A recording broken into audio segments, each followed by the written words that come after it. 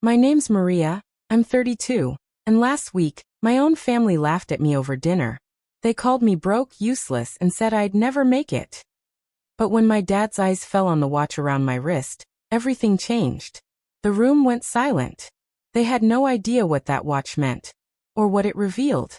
Tell me where you're watching from in the comments, and don't forget to subscribe for more stories about family drama, quiet revenge, and emotional courage.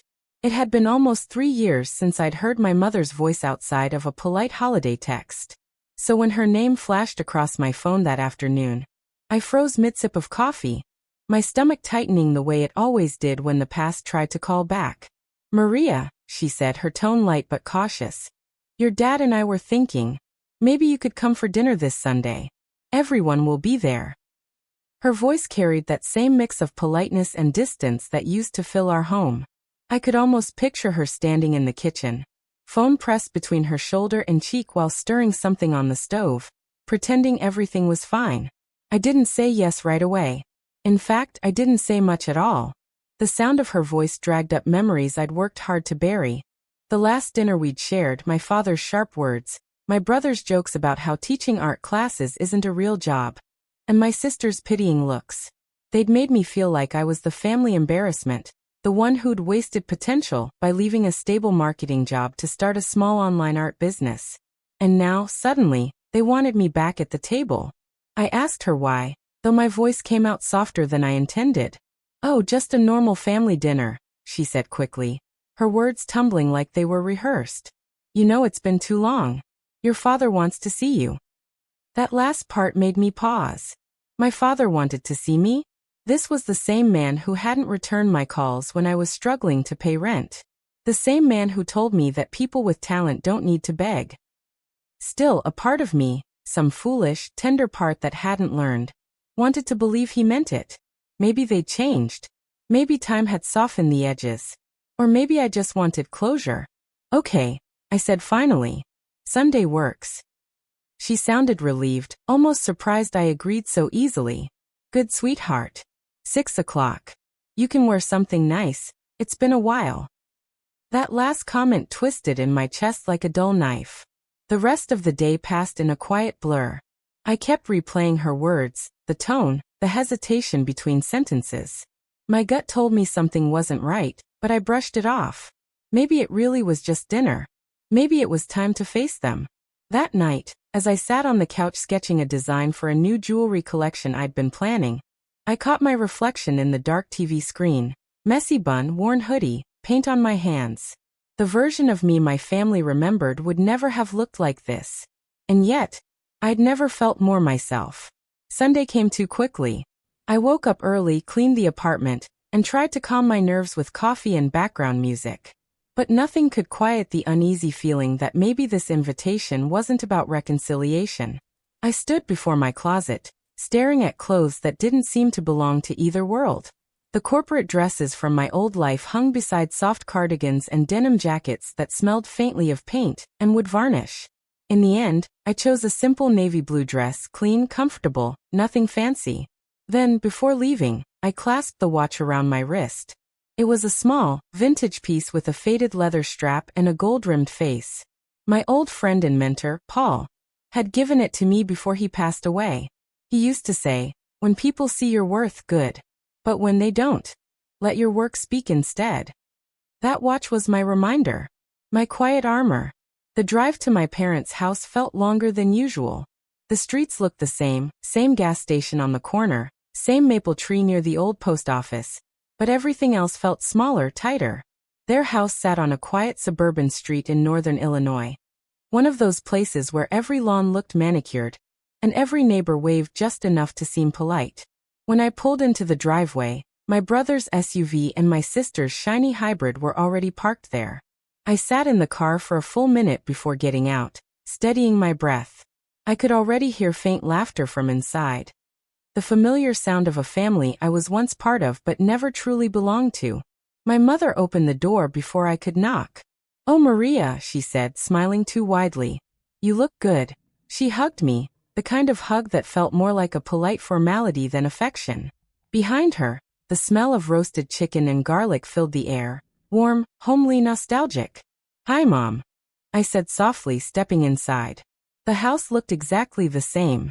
Family photos lined the hallway, my siblings' weddings, graduations, vacations. Not a single new picture of me. Everyone's in the dining room, she said quickly, brushing a strand of hair behind her ear. Your father will be happy to see you. I doubted that. When I entered the dining room, conversation stopped for just a moment. My brother, Derek, glanced up from his phone and gave a half-smile. My sister, Laura, looked me over from head to toe, her polite grin failing to hide the judgment in her eyes. Dad sat at the head of the table, reading glasses perched on his nose. He looked up briefly, nodded once, then went back to carving the chicken. Maria, he said without looking up again, you're late. Only 5 minutes, I said, taking a seat at the end of the table. He didn't reply. The tension settled like invisible dust in the air. Dinner began quietly enough. Small talk about the weather, local news, my brother's recent promotion. I smiled, nodding at all the right times. But every word felt rehearsed, like they were performing Perfect Family for some invisible audience. So Maria, Laura said, cutting into her chicken, how's the art thing going? Her tone carried that same sweetness people use when talking about a child's hobby. It's going well, I said simply. I've been selling more pieces online lately. Oh, that's nice, she said, smiling thinly. Do people actually buy that kind of thing? My mother quickly changed the subject, asking Derek about his new company car. But the damage was already done. As they talked about stocks, travel plans, and mortgage payments, I sat quietly, letting the conversation drift around me. Every so often, I caught Dad glancing in my direction, his expression unreadable. He used to look at me that way when I was a teenager, half proud, half disappointed, like he couldn't decide which emotion to settle on. Then Derek leaned back in his chair and smirked. So Maria, he said loudly, still living in that little apartment downtown? I met his gaze. Yes. He chuckled. You should really think about moving out of there. It's not exactly the kind of place people our age should still be in. I didn't respond. I just smiled faintly and reached for my glass. That's when the light from the chandelier above caught the face of my watch. Dad's eyes flickered toward it, his expression changing, but not enough for anyone else to notice. He stared for a second longer than usual, then looked away. The room felt smaller. He recognized it. I could tell. But whatever it meant, I wasn't ready to find out yet. As the conversation shifted back to Derek's vacation plans, I stayed quiet, my thoughts spinning. Maybe tonight wasn't about reconciliation after all. Maybe it was about something else, something I couldn't quite see yet. Still, deep down, I knew one thing for sure. This dinner wasn't over. Not by a long shot. The sound of silverware clinking against porcelain filled the room, rhythmic and almost rehearsed. Nobody looked at me directly anymore, but I could feel their attention, like quiet whispers behind glass. My brother Derek was still talking, still filling the air with his voice, telling another story about his promotion and the challenges of managing a team. My mother nodded along, eyes bright with pride. My father listened silently, knife tapping lightly against his plate. I stayed quiet. I didn't need to speak. Their rhythm was already set. Then Laura, ever the perfect conversationalist, turned her polite smile toward me. So Maria, she said, her voice smooth but pointed, how's that little business of yours going these days? Her tone made it sound more like a charity project than a business. I smiled faintly. It's doing better than last year. That's good, she said quickly, as though she needed to fill a silence she'd accidentally created. Do you have, employees now? Or is it still just you? Still just me. The way she said it stung, but I didn't show it. It's still just me, I said calmly. But I'm expanding. Her fork paused midair. Expanding? Yes, I said, setting my glass down gently. I just signed a deal with a local store to sell my art prints. It's not a big thing, but it's steady. Laura blinked, her polite expression faltering for a second. Oh, well, that's something. Derek chuckled softly, not bothering to hide it. You make art for a living? I thought that was more like a side hobby. Didn't think people actually buy that stuff. Some do, I replied simply. The silence that followed was heavy, filled with the weight of unspoken judgments. My father cleared his throat, leaning back slightly in his chair. "You're 32, Maria," he said, not looking up from his plate. "At some point you've got to think long-term. Retirement. Stability. Real things." My fork froze halfway to my mouth. "I have stability," I said, my tone quiet but steady. "Maybe not the kind you mean, but I'm doing fine." He finally looked at me. His eyes were the same pale blue I remembered from childhood, sharp, unreadable. "Fine," he repeated. "Fine doesn't last, Maria. You used to be smart. You had a good job, benefits, a 401k. You threw that away for." He gestured vaguely toward me. "Whatever this is." I took a breath, steadying myself. "It's called starting over." Derek smirked. "Is that what we're calling it now?" "Enough," my mother said softly, glancing around the table. "Let's just enjoy dinner." But her voice trembled slightly. She always hated conflict, even when it was obvious. Especially when it was obvious. The clinking of forks resumed, quieter this time. I looked down at my plate, pushing vegetables around like I was 10 again. It was strange how some moments made you feel small no matter how much you'd grown. I could smell the familiar blend of roasted garlic and thyme. The same recipe my mom used every Sunday when I was younger. The one that used to make me feel safe.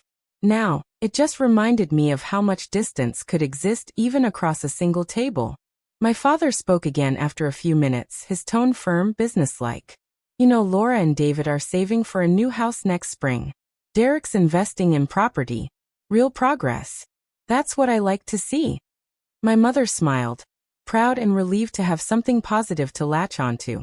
Then, without even meaning to, I asked, "And what about what you like to see in me, Dad?" It slipped out before I could stop it. The table went still. Derek's fork paused midair. Laura's hand tightened around her wine glass. My father looked up, surprised. "Excuse me." I met his eyes. "You always talk about what you're proud of in them. What about me?" He leaned back slightly, crossing his arms. "Pride has to be earned, Maria." It felt like a slap I should have seen coming. For a moment no one spoke. My throat tightened, but I forced myself not to look away. "I didn't realize pride came with conditions," I said finally, my voice calm though my heart was pounding. Derek chuckled again, shaking his head. "Oh, come on, Maria. Don't make it a thing. Dad's just being honest. Not everyone's cut out for the same path."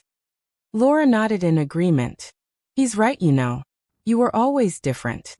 "Different how?" I asked, my tone quiet but steady. She hesitated, glancing at Derek for support.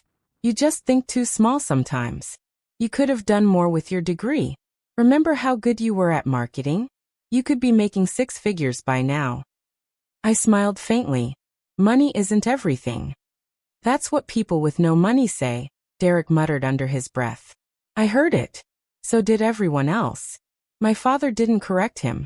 I sat there, feeling the walls closing in, not physically but emotionally. The way they spoke to me, the way they measured worth, it all felt so familiar. Like stepping into an old role I thought I'd left behind. And yet, a small part of me wasn't hurt anymore. Just tired. Maybe this was what growing up meant. Realizing that sometimes the people you love never really see you, no matter how much time passes. Still, I wasn't ready to let them win this round of silence. "Do you ever think," I said softly, looking around the table, "that maybe success looks different for different people?" Derek laughed outright. "Sure, if your definition is paying bills and calling that a victory." My mother's eyes darted between us, worried.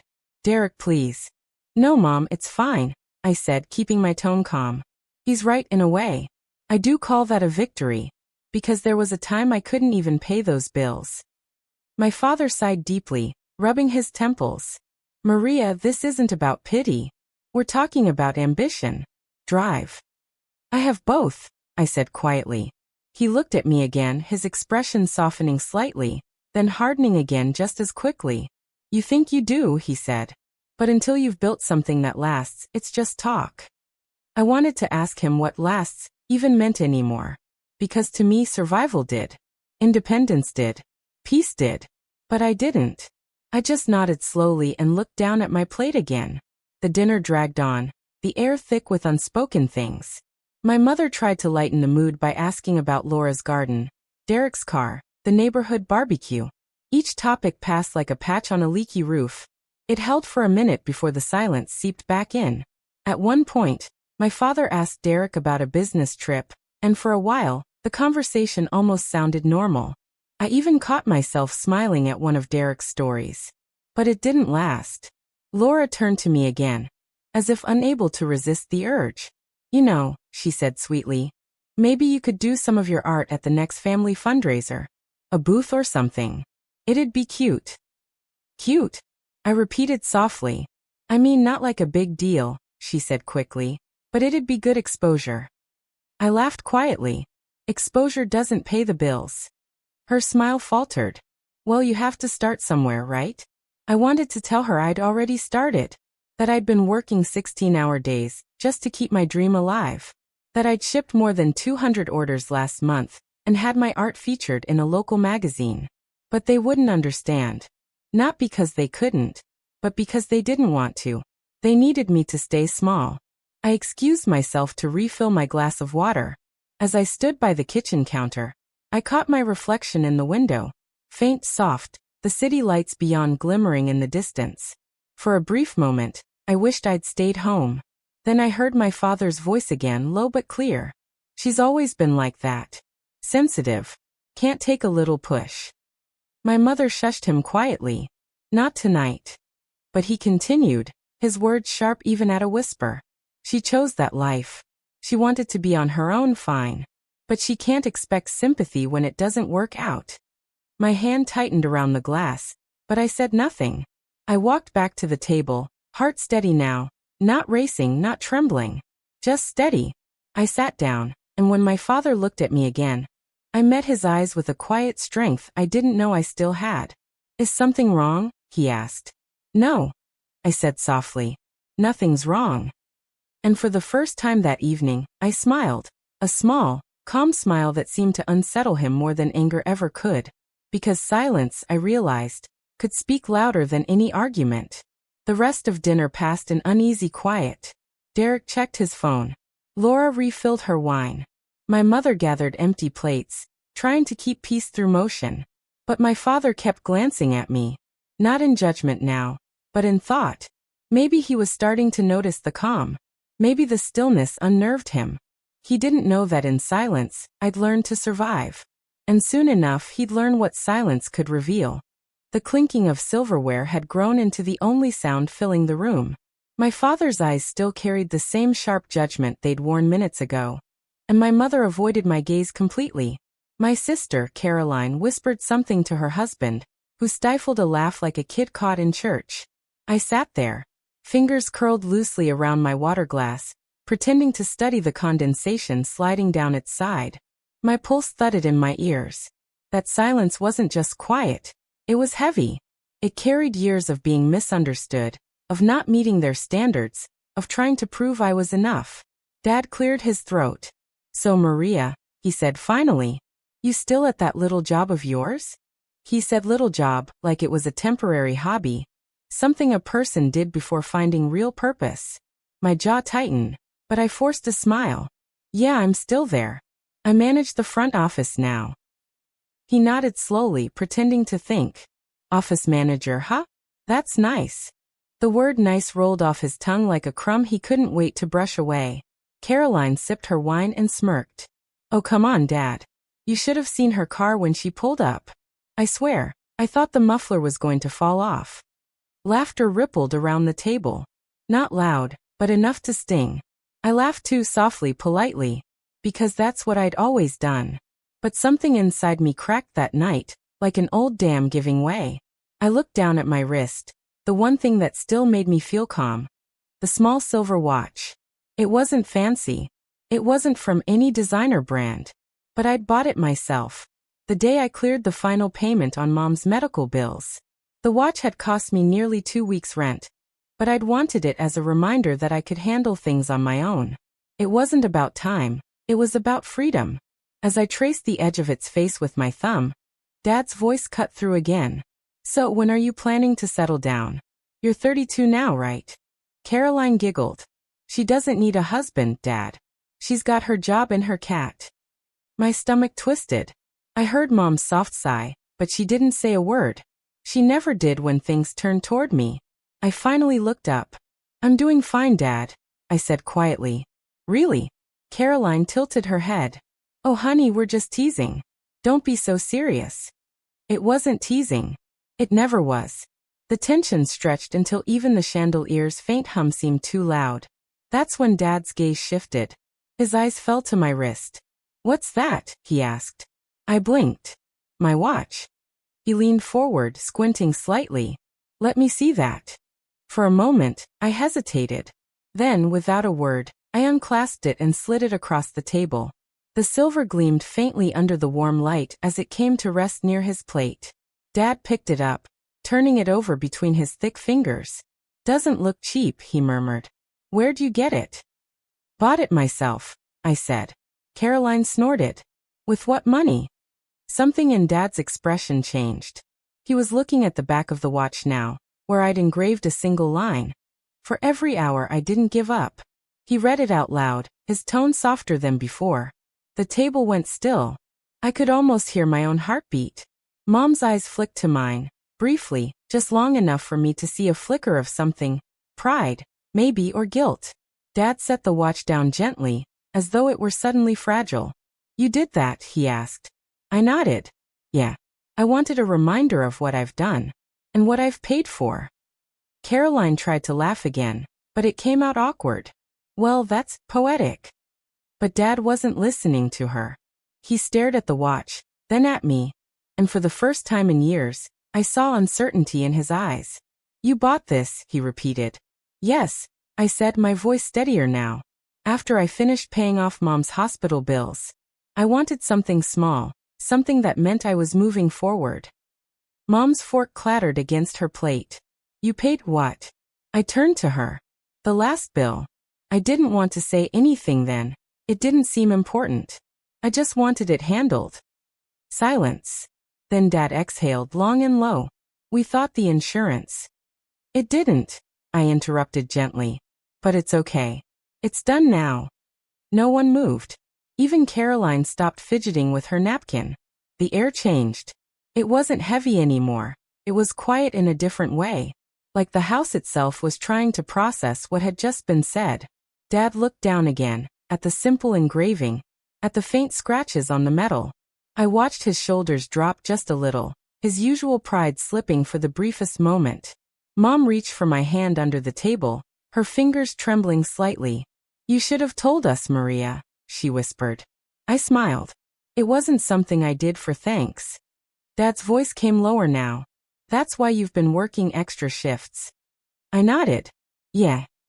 He leaned back slowly, rubbing his chin, then looked at Caroline, whose face had drained of its earlier smugness.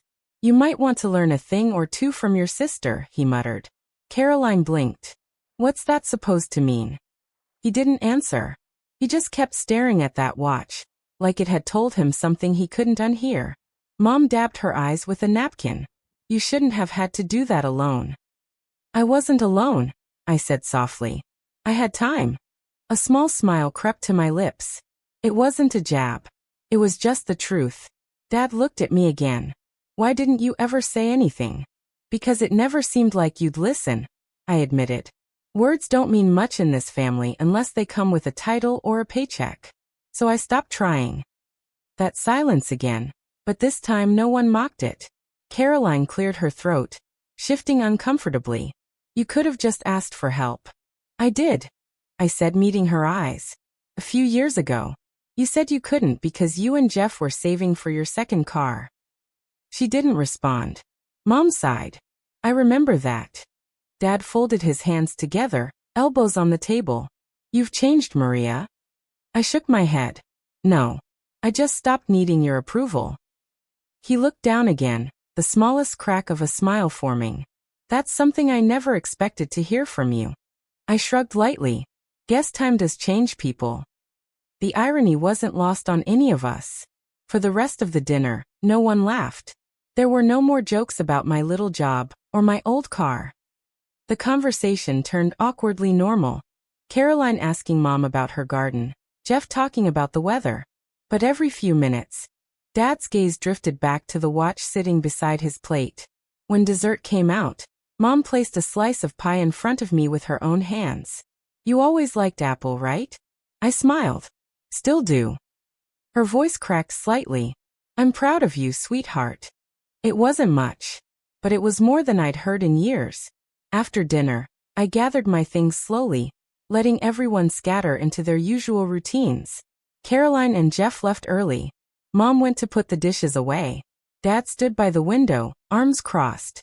When I reached for my watch, he stopped me. "Keep it off for a second," he said. "Let me see it one more time." I handed it to him. He turned it over in his hands again, thumb brushing over the engraved line. Then he nodded, quiet and thoughtful. "You know," he said softly, "I always thought success was loud, big houses, big titles.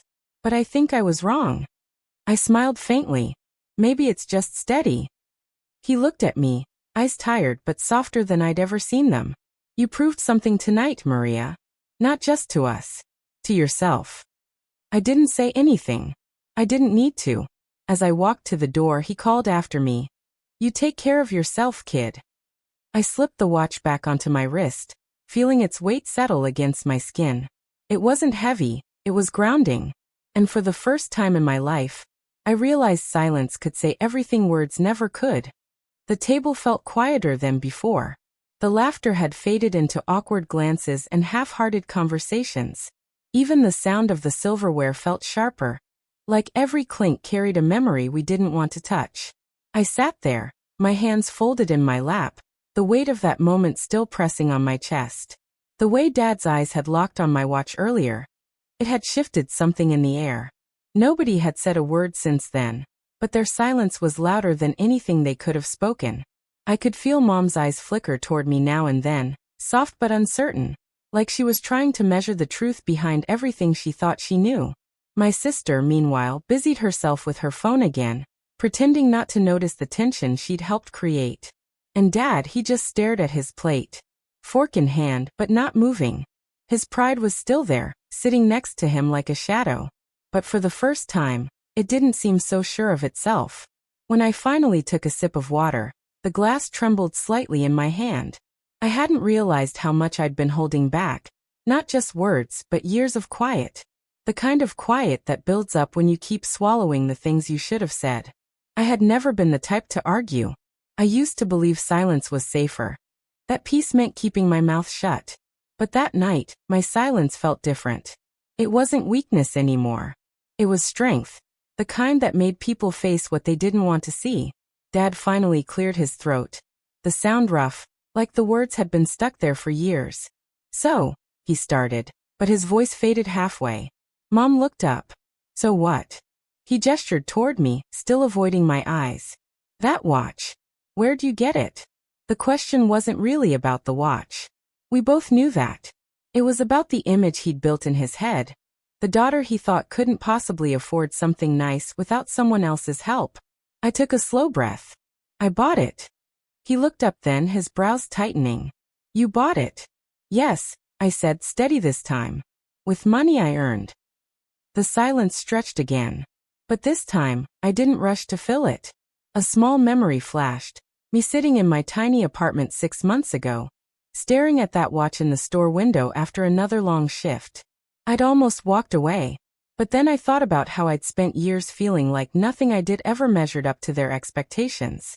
That watch wasn't about showing off. It was about reminding myself that I could stand on my own, even when nobody believed in me. Dad leaned back in his chair, his jaw tightening the way it always did when he didn't know how to respond. "What kind of job pays for that?"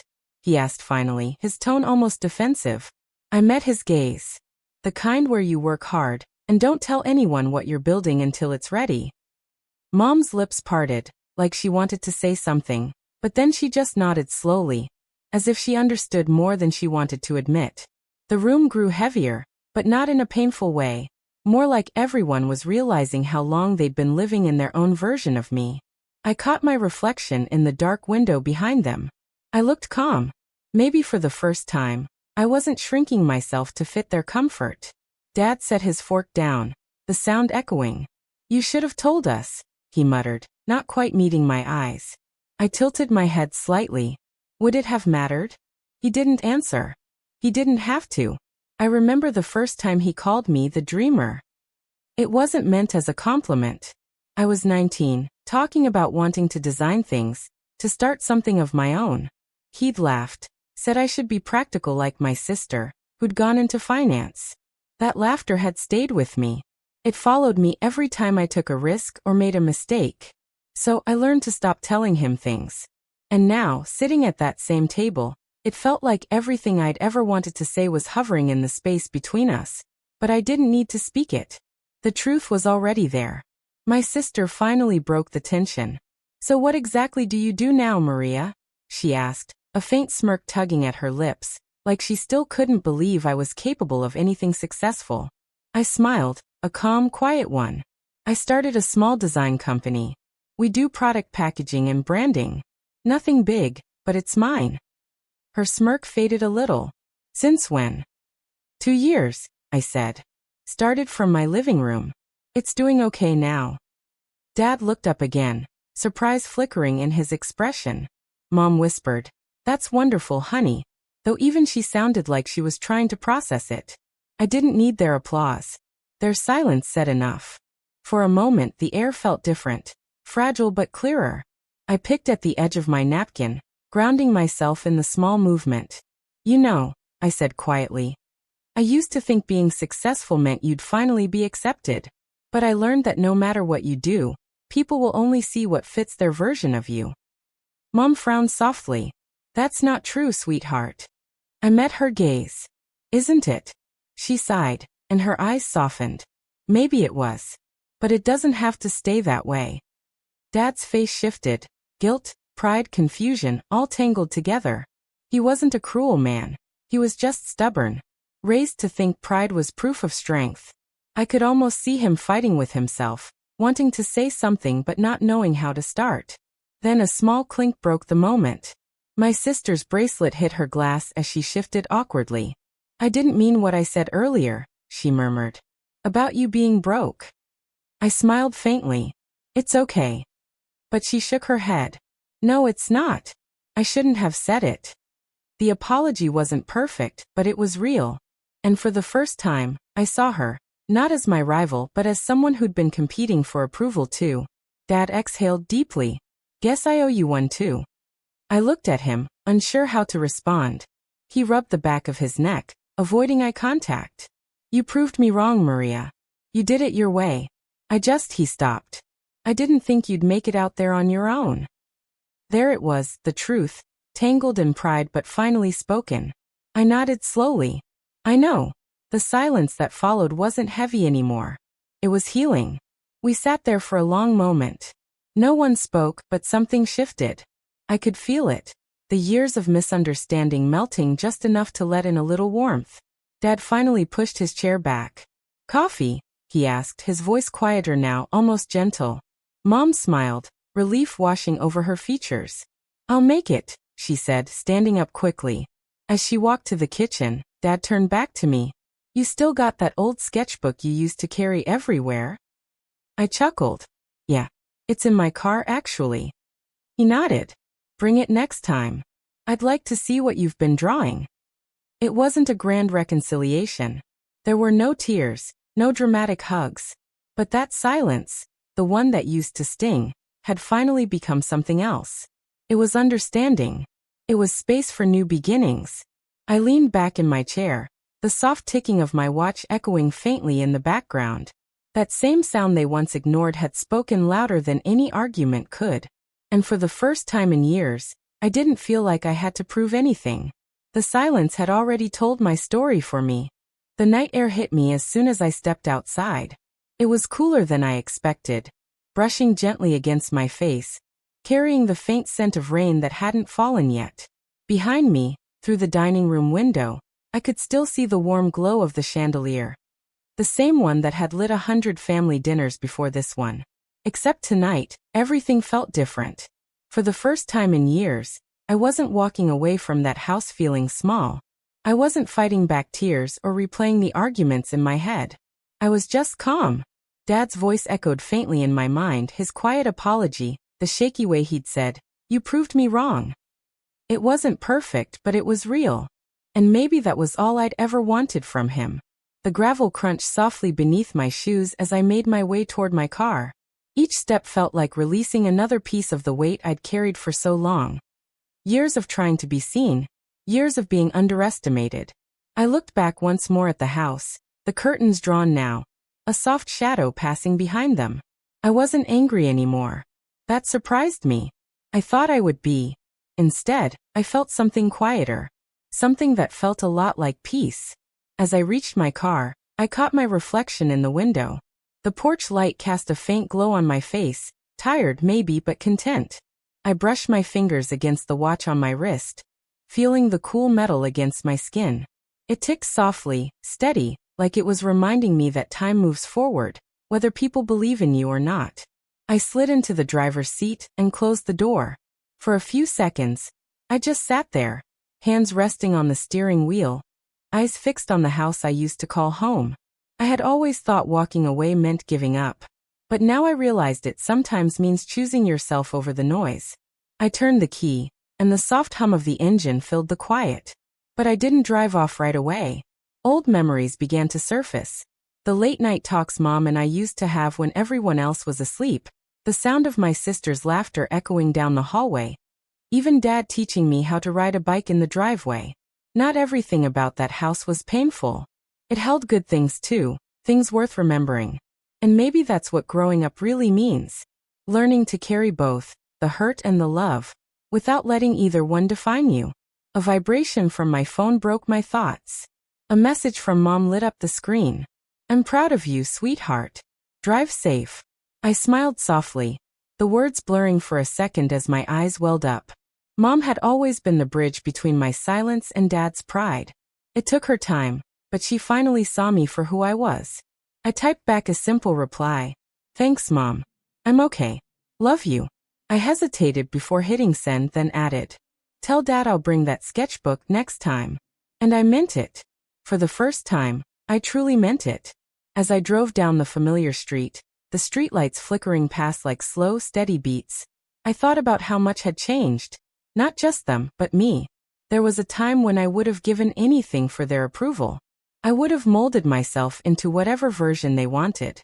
But somewhere along the way, while I was building my own life quietly, I learned something important. Validation isn't love. And love doesn't always sound like praise. Sometimes it's silence. Sometimes it's awkward apologies and half-spoken words. And sometimes, it's just the courage to walk away knowing you don't need to explain yourself anymore. At a red light, I noticed the diner on the corner. The one where Dad used to take me after softball games when I was a kid. I hadn't been there in years. The sign still flickered, Benny's Breakfast and Grill glowing faintly in the night. For a moment, I thought about pulling over, getting a slice of pie, maybe sitting there and just breathing for a while. But instead, I smiled and kept driving. I didn't need nostalgia to comfort me tonight. I had my own peace now. A few miles later, the rain finally came, soft at first, then heavier, streaking across the windshield like a curtain washing everything clean. The rhythmic patter filled the car, steady and soothing.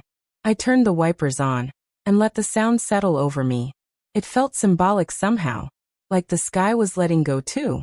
By the time I reached my apartment, the rain had slowed to a drizzle. The street was quiet, the kind of stillness that only happens after a storm. I parked, grabbed my bag and stepped out, the air cool and damp. The city lights reflected off the wet pavement, making everything shimmer. I could smell coffee from the shop across the street, and the faint sound of a train in the distance. Ordinary things. But tonight, they felt like freedom. Inside, my apartment was dim and calm. The soft glow of the lamp, the stack of sketches on my desk, the faint hum of the refrigerator. My world wasn't big or fancy, but it was mine. Every corner carried a piece of who I'd become. I placed my watch on the counter, listening to its soft tick echo in the quiet. It had started as a symbol of defiance, but now it just felt like a reminder of everything I'd built from the ground up. I changed into comfortable clothes, made myself a cup of tea, and sank onto the couch. The quiet didn't scare me anymore. It felt safe, earned. As the steam curled from my mug, I thought back to that dinner table. The way pride had filled the room, the way silence had broken it, and the way truth had finally taken its place. I didn't walk away angry. I walked away complete. I'd spent so many years trying to prove I was enough, not realizing that I already was. All the late nights, all the risks, all the mistakes, they weren't proof for them. They were proof for me. I picked up my sketchbook and flipped through it absent-mindedly. There were old drawings, rough ideas, little notes to myself. Keep going. Don't give up. And one that stopped me for a moment. Someday they'll see. I smiled. Maybe they finally had. But even if they hadn't, it didn't matter anymore. I didn't need them to see. I just needed to keep creating, keep living, keep being. A soft knock startled me. I frowned, glancing toward the door. When I opened it, a delivery man stood there, holding a small brown package. "Maria," he asked. "That's me." He handed it over, smiled politely, and walked off. Inside was a small box with no return address. Just a note tucked inside that said, "For your next design." Underneath was a brand new set of sketch pencils. The kind Dad used to buy for me when I was a teenager. I sat down slowly, the note trembling in my hand. No signature, but I didn't need one. I knew exactly who it was from. A quiet laugh escaped me, half joy, half disbelief. He'd listened. He'd remembered. Sometimes love doesn't come in words. Sometimes it comes in a small box left on your doorstep when you least expect it. I set the pencils beside my sketchbook and whispered to the empty room, "Thanks, Dad." Then I looked around my apartment, the dim light, the steady hum of life outside, and realized something important. For years, I thought proving myself meant showing the world what I could do. But real peace came from knowing I didn't have to prove anything anymore. I had already done enough.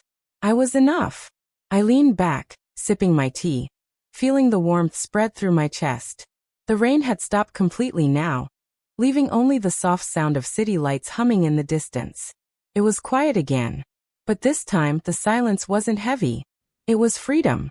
It was me, finally unburdened, finally whole. And as I closed my eyes, I realized something simple and beautiful. Walking away didn't mean losing. It meant letting go, with nothing left to prove.